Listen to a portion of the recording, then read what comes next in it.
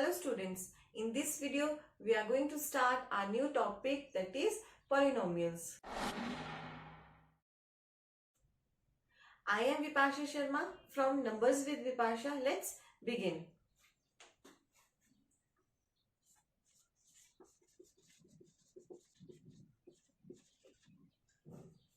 Polynomials. Polynomial means, poly means many and nomials means terms. जिसमें many terms आएंगी, बहुत सारी टर्म्स आएंगी, वो क्या होता है हमारा पॉलिनोमियल्स. और इस टर्म का मतलब, टर्म क्या हुआ, टर्म्स में हम दो चीजें लेते हैं, एक नंबर इंक्लूड होता है इसमें और दूसरा क्या होता है वेरिएबल. टर्म्स में क्या चीज आती है, एक नंबर आता है और दूसरा वेरिएबल. ये जो नंबर है ये हमारी हमेशा कांस्टेंट वैल्यू होती है. नंबर हमेशा हमारी कांस्टेंट वैल्यू होती है.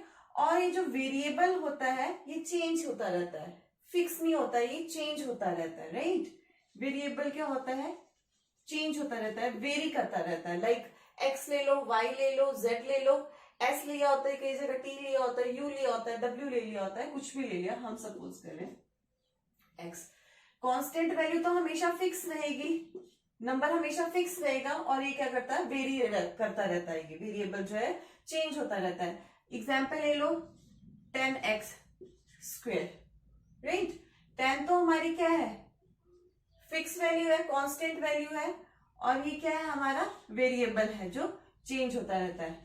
राइट, नेक्स्ट एग्जाम्पल ले लो, देखो 9x. 9 तो क्या है हमारी कांस्टेंट वैल्यू है, 9 तो हमारी कांस्टेंट वैल्यू है. x क्या है, वेरिएबल जो वेरी करता रहता है. अब देखो नेक्स्ट एग्जाम्पल ले लो 7. क्या 7 हमारी टर्म है, क्या 7 हमारी टर्म है? Exactly, it is a term. Why सो?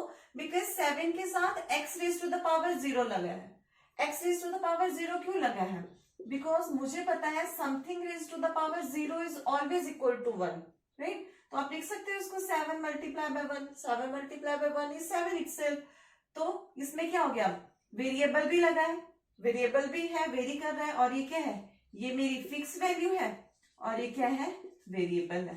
तो 7 भी क्या है, सिंगल डिजिट भी क्या होता है, हमारी टर्म होती है.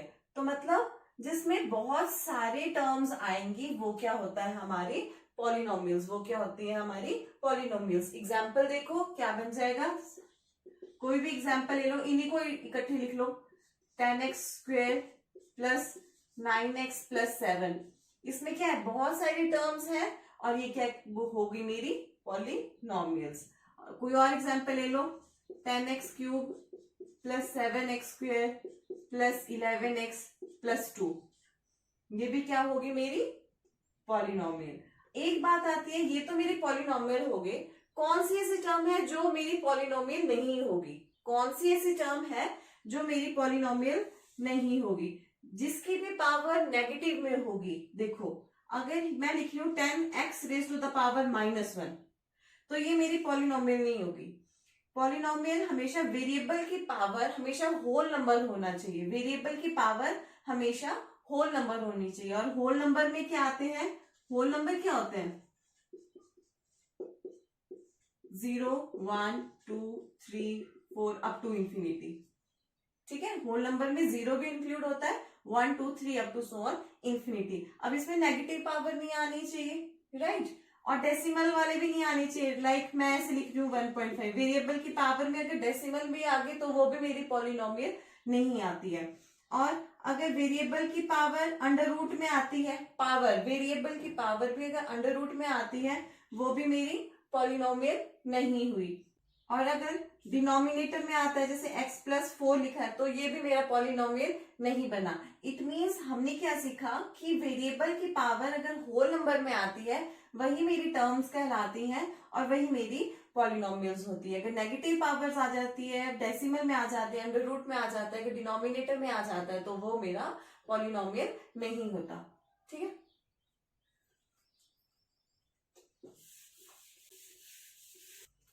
Next concept is your degree.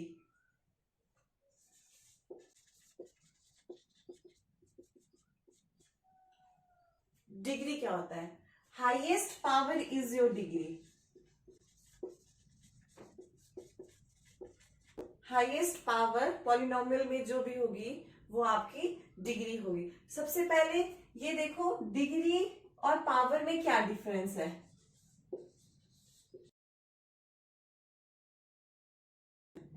ठीक है, कोई एक पॉलिनोमियल एज्यूम करो like ax square plus bx plus c.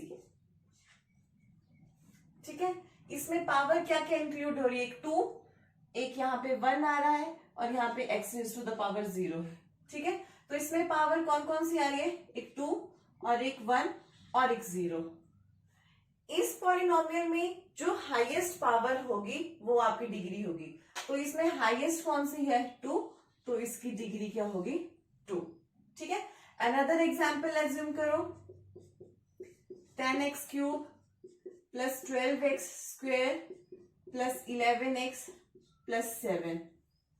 इसमें पावर्स क्या क्या आ रही है? 3, 2, 1 और 0. यहाँ पे 1 और यहाँ पे क्या आएगा? x raise to the power 0. And highest here is 3, तो इसकी डिग्री कितनी निकल जाएगी? Degree is 3. बहुत बच्चे डिग्री और पावर में कंफ्यूज होते हैं. पावर तो वो होती है जो भी पॉलिनोमियल में वेरिएबल की पावर होगी. x raise to the power 2, इसमें पावर क्या आ रही है? 2, 1 एंड 0. ये तो हो गया पावर. और डिग्री क्या होती है? जो भी इसमें हाईएस्ट पावर होगी that is your degree. Next concept is different types of polynomial based on degrees.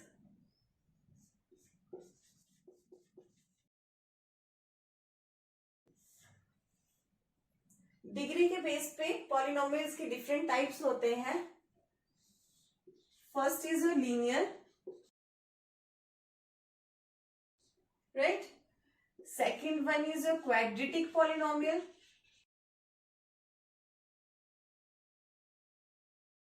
And third one is your cubic polynomial. Right? Linear polynomial में हमेशा डिग्री क्या होनी चाहिए? 1. राइट? क्वाड्रेटिक पॉलिनोमियल में हमेशा डिग्री कितनी होनी चाहिए? 2. क्वाड्रेटिक में डिग्री हमेशा 2 होती है. और क्यूबिक में डिग्री कितनी होती है? क्यूबिक से पता चल रहा है क्यूब. लीनियर पॉलिनोमियल में डिग्री जो 1, क्वाड्रेटिक में 2 और क्यूबिक में कितनी होती है? 3. राइट? इसका जनरल फॉर्म देखो क्या होती है? ax plus b. इसकी जनरल फॉर्म क्या होती है? ax plus B.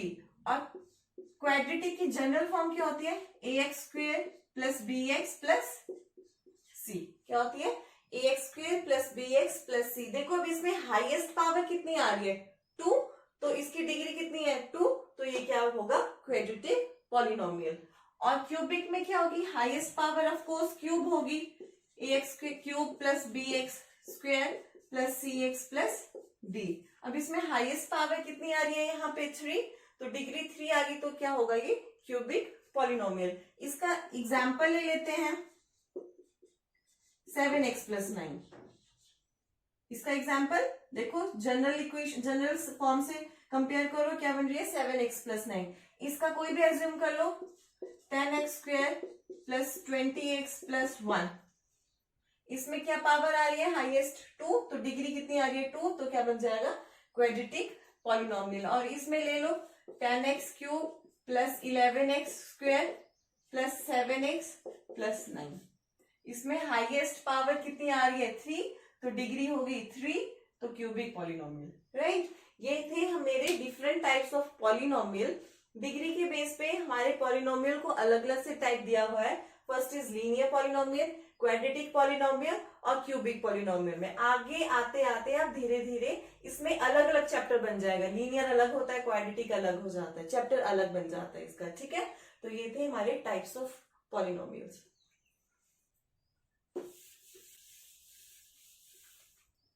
Next concept आता है आपका जीरोस ऑफ पॉलिनोमियल्स.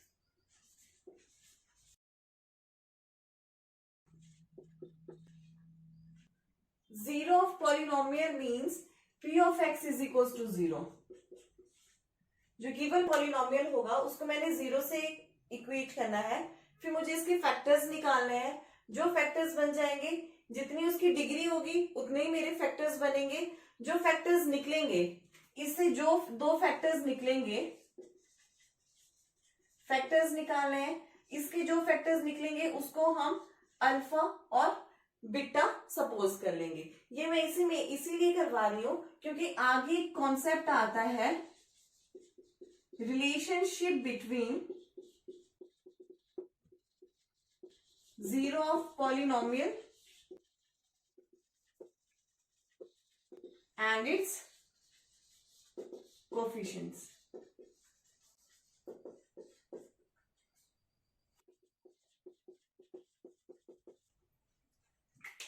ये फैक्टर्स मैंने यहाँ पे अल्फा और बीटा इसलिए एज्यूम करे क्योंकि नेक्स्ट टॉपिक आता है यहाँ पे relationship between zero of polynomial and it's coefficient. ये टॉपिक बहुत इंपॉर्टेंट है, इसी टॉपिक पे एक एक्सरसाइज कंप्लीट हो जाएगी, तो प्लीज इसे ध्यान से समझना, राइट। जो मैंने जीरो ऑफ पॉलिनोमियल से अल्फा और बीटा निकाले हैं वो क्या आ रहे हैं मेरे यहाँ पे रूट्स। अगेन सुनो, जो मैंने जीरो ऑफ पॉलिनोमियल से अल्फा और बीटा निकाले ये क्या आ रहे हैं मेरे रूट्स। कोई जनरल फॉर्म सपोज कर लो ax² plus bx plus c, ठीक है। ये कोई मेरी पॉलिनोमियल है, जनरल पॉलिनोमियल मानी मैंने, क्वाड्रेटिक पॉलिनोमियल। तो सम ऑफ जीरोस क्या बन जाएगा, जीरोस क्या माने हैं मैंने यहाँ पे अल्फा बीटा, तो क्या हो जाएगा, सम कर रहे हैं तो अल्फा प्लस बीटा। इसका क्या फॉर्मूला होता है, वेरी वेरी इंपॉर्टेंट, क्या होगा, minus coefficient of x upon coefficient of x square, ठीक है। और यहाँ पे x का कोफिशिएंट क्या आ रहा है, माइनस एज इट इज है, x का कोफिशिएंट क्या है b, जो कांस्टेंट टर्म होगी, और x स्क्वेयर का कोफिशिएंट क्या है a, ठीक है। ये हो जाएगा सम ऑफ जीरोस का formula, alpha plus beta is equals to minus b upon a, coefficient of x upon coefficient of x square. Next क्या फॉर्मूला आता है, प्रोडक्ट ऑफ जीरो कैसे बन जाएगा, प्रोडक्ट ऑफ जीरोस के क्या, दो रूट्स क्या निकले थे मेरे, दो फैक्टर्स क्या निकले, यहाँ पे अल्फा और बीटा प्रोडक्ट कर रहे हैं तो क्या बन जाएगा, इसका क्या फॉर्मूला बनता है, constant term upon coefficient of x square. Constant term क्या है यहाँ पे c, और एक्स स्क्वेयर का कोफिशिएंट क्या है a। ये दोनों फॉर्मूलेस बहुत इंपॉर्टेंट है, इससे पूरी एक एक्सरसाइज सॉल्व होगी, जिसमें पहले टाइप में हमें क्या होगा कि क्वाड्रेटिक इक्वेशन दी होगी, उससे क्या होगा, हमें फैक्टर्स निकालने होंगे और ये सम ऑफ जीरोस और प्रोडक्ट ऑफ जीरोस निकालने होंगे। और सेकंड क्वेश्चन में क्या दिया होगा, product of zero, sum of zero दी होगी और हमें जनरेट करनी है क्वाड्रेटिक इक्वेशन। तो ये दोनों फॉर्मूले बहुत इंपॉर्टेंट है, सम ऑफ जीरोस और product of zero. Sum of zero means alpha plus beta is equals to minus b upon a, coefficient of x upon coefficient of x square, जो यहाँ पे एक्स का कोफिशिएंट होगा upon coefficient of x square. और product of zero means constant term upon constant of coefficient of x square, c upon a. ये दोनों फॉर्मूले बहुत इंपॉर्टेंट है। That was all about my topic. If you are new to my channel, please do subscribe and press the bell icon for further updates.